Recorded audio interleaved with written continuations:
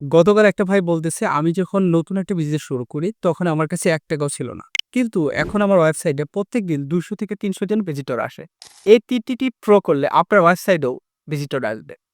১ number, আপনি যেকোনো social media থেকে পুরাতন কনটেন্ট সংগ্রহ করুন, আপনার ব্যবসার সাথে যেটা যায়। তারপর সেগুলোকে কাস্টমাইজ করে আপনার সোশ্যাল মিডিয়াতে আপলোড করুন।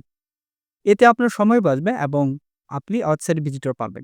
২ নাম্বার, quora.com এ গিয়ে আপনার ব্যবসা রিলেটেড কোনো প্রশ্ন থাকলে সেগুলোর উত্তর দিন এবং টেক্সট লেখার একদম শেষে আপনার ওয়েবসাইট লিঙ্কটা দিন। এতে আগ্রহীরা আপনার ওয়েবসাইট ভিজিট করবে এবং আপনার ওয়েবসাইটের এনগেজমেন্ট বাড়বে। ৩ নাম্বার, ভিডিও বানানো। হ্যাঁ, আপনি যদি ভিডিও বানান তাহলে আপনাকে সবাই সহজেই গ্রহণ করে নিবে এবং এতে আপনার বিশ্বাসী হওয়ার সম্ভাবনা বেশি থাকে।